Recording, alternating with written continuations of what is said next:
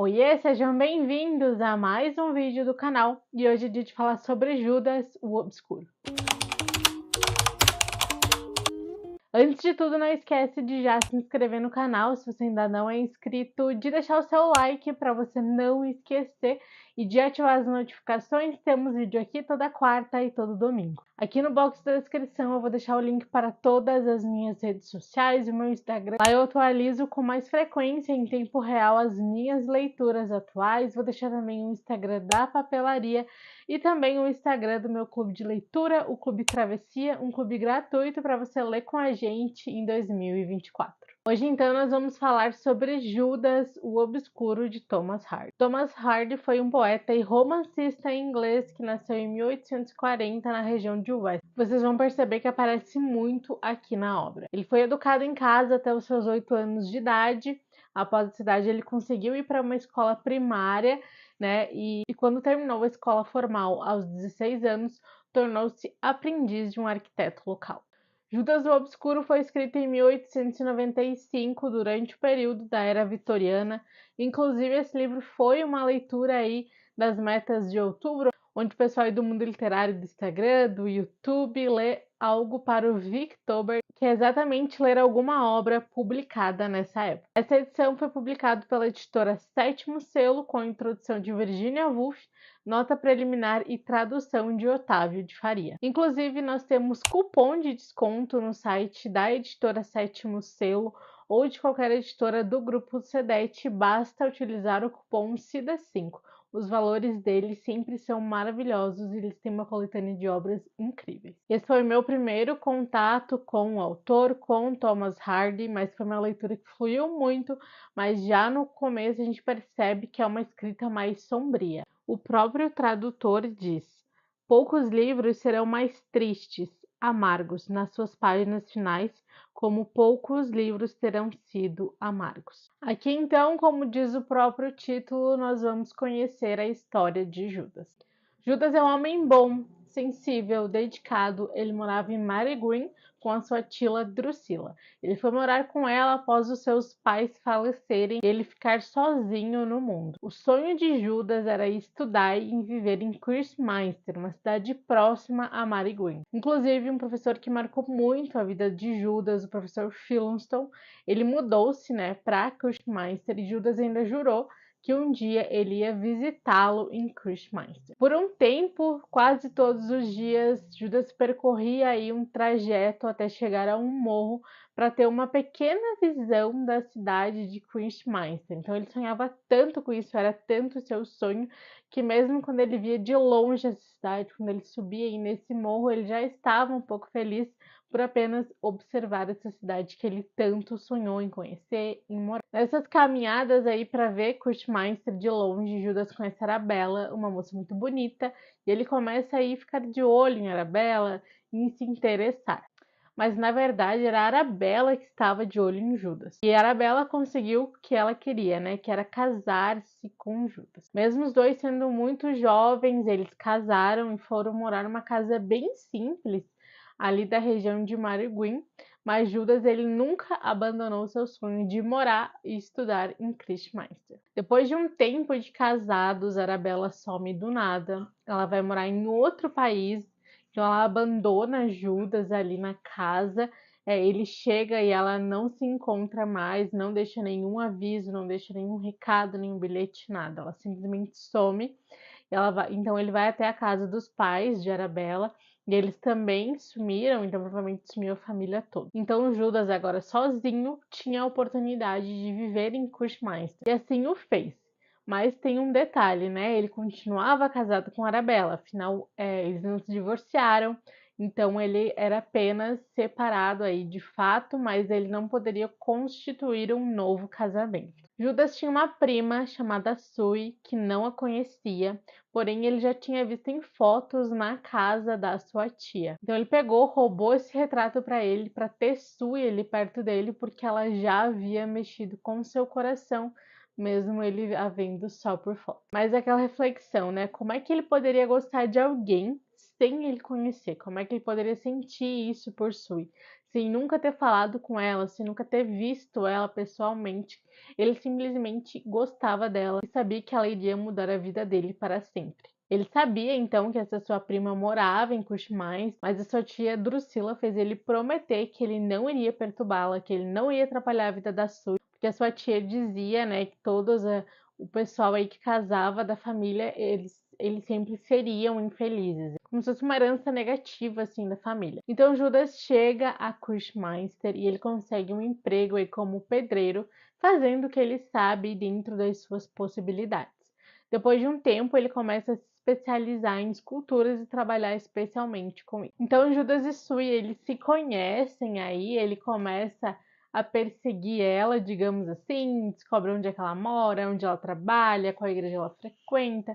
Então eles se tornam amigos e ele percebe que ela realmente é diferente de todas as mulheres que ele já conhecia. Sui acaba casando com um homem mais velho, um homem que não a amava, mas ela sentia que deveria casar com ele. Por um dever, ela deveria casar com esse homem, então como se ela devesse algum favor para ele, e a forma de retribuir era ela casando-se com ele, mesmo não amando, mesmo não gostando, mesmo rejeitando e por muitas vezes tendo nojo desse homem. Judas sabia que não podia casar-se novamente, né? Afinal, Arabella o abandonou, não deu divórcio, então ele ainda era casado pela lei civil, mas ele tinha um amor no seu coração e para ele, de forma alguma, o casamento era um impedimento para um amor acontecer. Agora, um alerta de spoiler.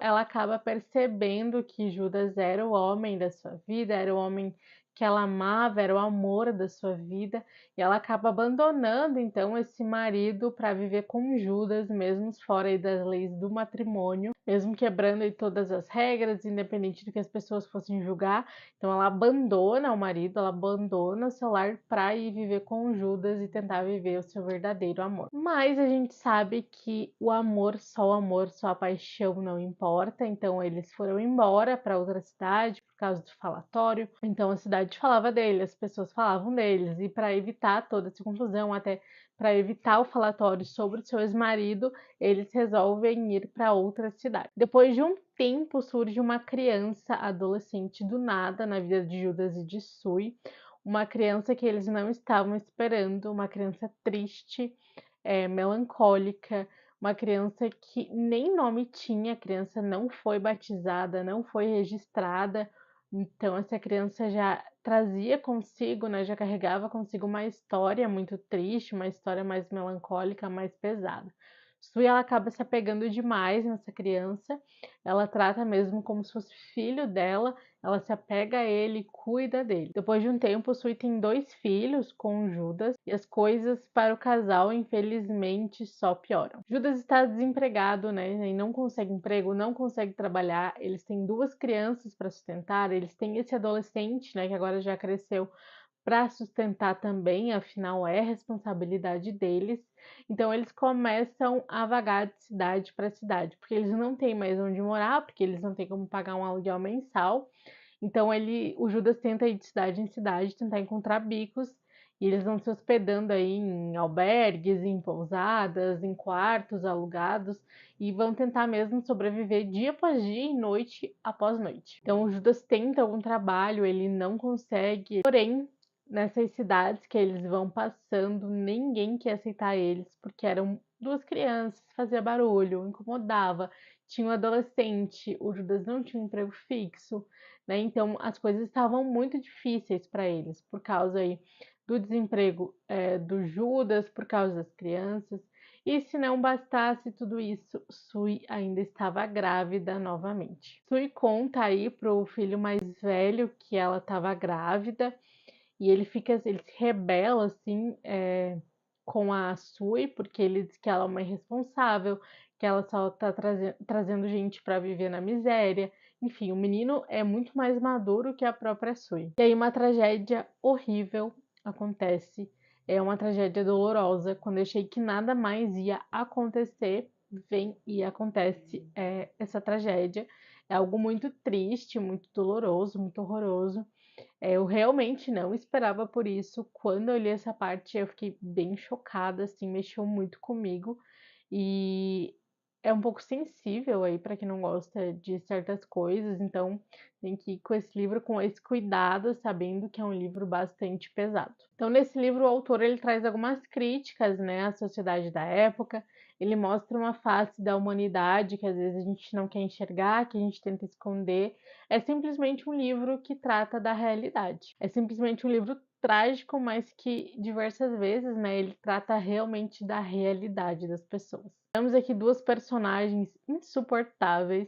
Uma especialmente é muito mais insuportável que a outra, mas ao mesmo tempo a gente olhando pela perspectiva dessa personagem é porque ela não sabia o que ela realmente queria da vida. Ela era indecisa.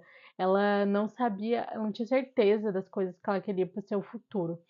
Então, ela optava por um caminho, ela via que esse caminho não dava certo, ela pegava e voltava atrás para onde ela estava. Então, ela aceitava qualquer coisa que achasse que fosse bom. Se algo que ela achasse que fosse bom e poderia mudar o caminho dela, ela aceitava. Mas se ela visse que aquilo não era bom, que aquilo não era o que ela esperava, ela voltava atrás, não importava machucasse quem machucasse, ferisse quem ferisse, não importava o sentimento dos outros, ela apenas abandonava e voltava. É um livro que eu não sei se eu recomendaria para todo mundo, é um livro mais pesado, então eu até comentei com algumas amigas, né, ali um pessoal que a gente precisa estar bem com a gente mesmo para ler, porque realmente ele trata de temas mais pesados.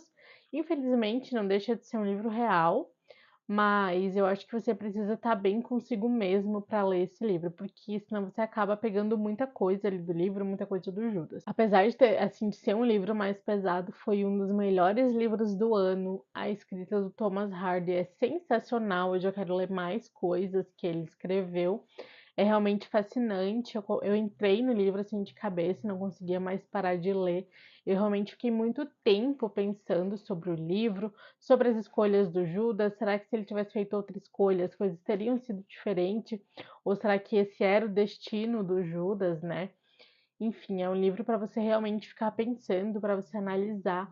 Faz um mês que eu terminei o livro e eu ainda penso muito no livro, nas coisas que aconteceram, no destino de Judas, no final de Judas. Enfim, é um livro para você pensar bastante. Mas se você não tem problema com esses temas, aí eu recomendo, é um livraço, um livro maravilhoso, com poder de descrição maravilhoso. E, enfim, é um dos melhores livros do ano mesmo que eu li. Eu fico muito grata pela editora Sétimo Selo ter me mandado, porque foi uma surpresa. Eu não imaginava que ia gostar tanto desse livro como eu gostei. É um livro, então, como eu falei, né, que você vai ficar pensando muito sobre o livro, que vai te fazer refletir muito. E eu gosto de livros assim. Então, não é um romance aí fofinho, mas é um romance mais sombrio, digamos assim, mais pesado, mas que vale muito a leitura, com certeza estará na lista de melhores leituras deste ano. Me conta aqui nos comentários se você já leu Judas Obscuro, se ficou curioso para ler, ou se você já leu outra obra do autor. Se você já leu outra obra do autor, me conta aqui nos comentários, me deixa a recomendação. Se você não leu, eu recomendo que você leia. É um livro muito bom para você realmente pensar sobre a vida. Muito obrigada por assistir até aqui. Um beijo e até o próximo vídeo.